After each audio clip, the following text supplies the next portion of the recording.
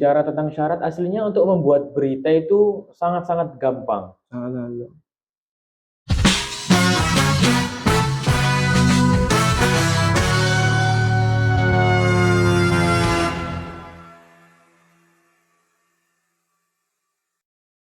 Selamat datang Mas Dwi Ya, Kurniadi. siap-siap Mas Irsyad. Ya. Eh, halo teman-teman, kali ini kita kedatangan narasumber yang sangat luar biasa. Beliau adalah Mas Dwi Kurniadi. Beliau sebagai ketua redaksi dari Kalimat Sawah. Kalimat Sawah itu adalah eh, tentang kepenulisan ataupun tentang berita-berita ya Mas Kurniadi ya. Betul. Ya, beliau sendiri adalah ketua redaksinya. Dan pada kesempatan kali ini kita akan membahas tentang dunia jurnalistik ya Mas ya. Siap. Oke. Nah mungkin kita langsung saja ya Mas Kurniadi ya. Mungkin itu sedikit perkenalan dari saya. Mungkin bisa perkenalan dari Mas Kurniadi sendiri. Oke, teman-teman, perkenalkan nama saya Dwi Kurniadi atau biasanya disapa Adi. Saya berasal dari Lamongan. Kebetulan saya per hari ini masih menjadi seorang pemimpin redaksi di Kalimat Sawah ID. Nah, Kalimat Sawah ID ini sebuah media kepenulisan yang menampung segala tulisan teman-teman mahasiswa terutamanya, baik itu di bidang keagamaan, sains, toleransi, dan lain sebagainya. Seperti itu. Iya. Berarti fokusnya ke penulisan ya Mas Kurniadi ya. Betul. Mungkin bisa sedikit dijelaskan ataupun diceritakan Mas bagaimana sih pengalamannya menjadi seorang jurnalis? Kalau pengalaman saya menjadi seorang jurnalis itu saya mulai sejak semester 1. Semester 1. Itu membuat berita, juga menulis opini, karena menulis berita juga kalau kita kaku-kaku amat itu kadang gak selalu dinikmati oleh seseorang, tapi kalau kita ingin memadukannya dengan seperti esai, itu menjadi sebuah berita feature namanya. Feature ya. Feature. Jadi berita yang kita suguhkan ke publik itu ya ada berita hard news, strike news, atau feature. Nah, feature ini yang biasanya agak menarik seseorang. Tapi kalau kita misalnya membuat berita acara, suatu acara itu kita biasanya bikin berita hard news atau strike news, sehingga berita itu benar-benar fresh dan berita itu langsung ke poin intinya dari acara tersebut, sehingga orang-orang atau publik itu dapat menangkap langsung daripada acara itu. Oh iya. Mungkin tadi sudah dijelaskan berapa lama menjadi seorang jurnalis ya, dan juga sedikit pengalaman tentang dunia jurnalistik. Mungkin apa sih Mas yang menjadi syarat-syarat menjadi seorang jurnalis itu? Kalau berbicara tentang syarat, aslinya untuk membuat berita itu sangat-sangat gampang. Sangat.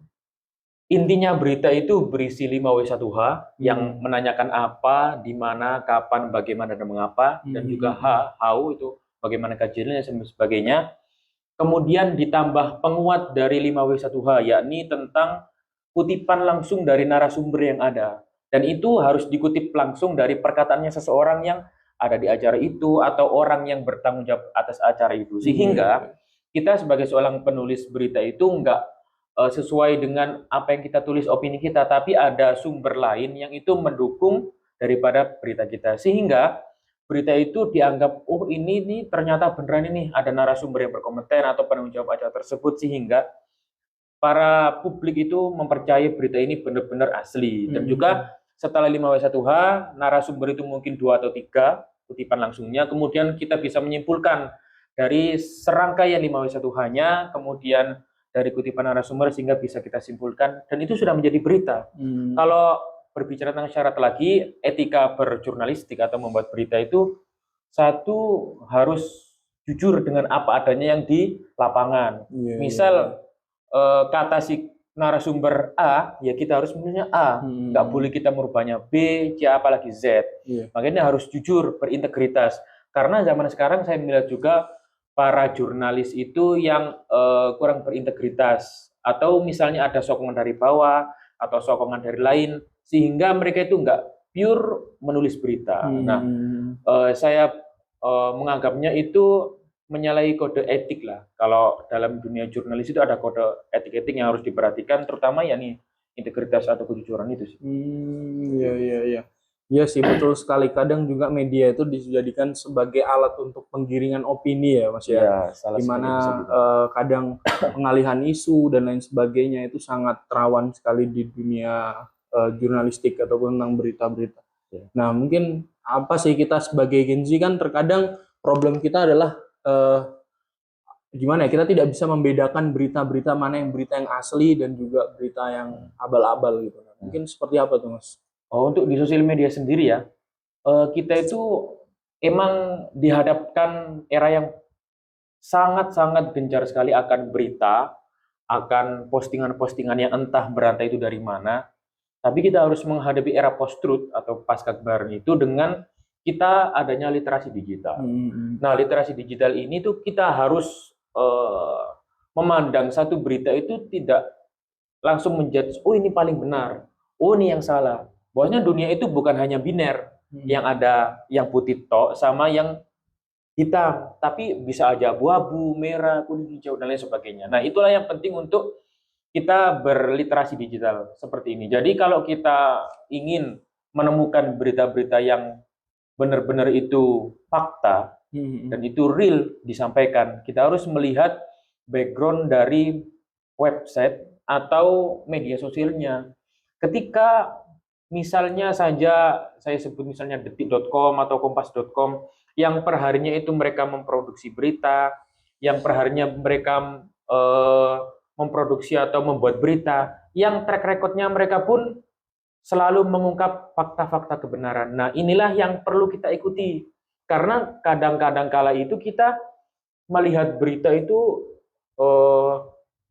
tidak sesuai dengan apa yang disampaikan oleh penulis. Nah, makanya kita harus melihat background website atau kanal, channel YouTube, Instagram itu melihat dari sisi belakangnya. Ketika sisi belakangnya atau trackernya agak bermasalah, nah itu akan bermasalah juga atas kepenulisan berita atau produksi-produksi berita yang lain. Ya, betul sekali ya Mas Kurniadi. Terlebih sekarang ini di mana era disrupsi ya, disrupsi di mana berita itu semakin banyak sekali dari sektor manapun, bahkan akun-akun abal-abal itu banyak sekali. Jadi teman-teman, kita sebagai generasi muda perlu untuk berhati-hati dan juga tidak langsung mengambil keputusan ataupun hanya sekedar melihat dari satu berita saja teman-teman. Karena kita juga perlu sekali yang namanya melihat dari sisi yang lain ya Mas Kurniadi ya. Dan juga kita perlu juga memperhatikan lagi dari kanal-kanal ataupun situs yang memberitakan suatu berita itu ya.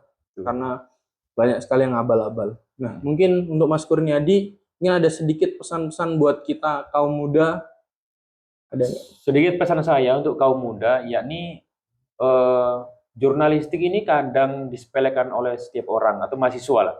Nah, padahal jurnalistik ini sangat mendukung kapasitas intelektual seorang mahasiswa karena di dalam dunia jurnalistik itu kita dituntut untuk selalu kepo, kepingin tahu. Dan dari kepingin tahu itu kita akan selalu mencari tahu dan kita harus memberitahu orang lain. Nah, tapi dengan rasa kepo itu sendiri kita harus membaringnya dengan integritas, kejujuran, sehingga apapun yang kita peroleh dan kita berikan informasi kepada orang itu bisa bermanfaat bagi diri kita sendiri dan juga bagi orang lain. Itu sih pesan saya. Ya, jadi teman-teman, kuncinya untuk menjadi seorang jurnalis adalah membaca. Ketika semakin banyak kita membaca, maka semakin bagus pula dengan tulisan kita. Betul atau tidak Mas Kurniadi? Sangat-sangat betul. Ya, mungkin itu saja teman-teman podcast kita pada kali ini. Kurang lebihnya saya mohon maaf dan terima kasih Mas Kurniadi sudah meluangkan waktunya untuk datang ke podcast kita ya. Sekian dari kami. Assalamualaikum warahmatullahi wabarakatuh. Waalaikumsalam warahmatullahi wabarakatuh. One is the loneliest number that you'll ever do.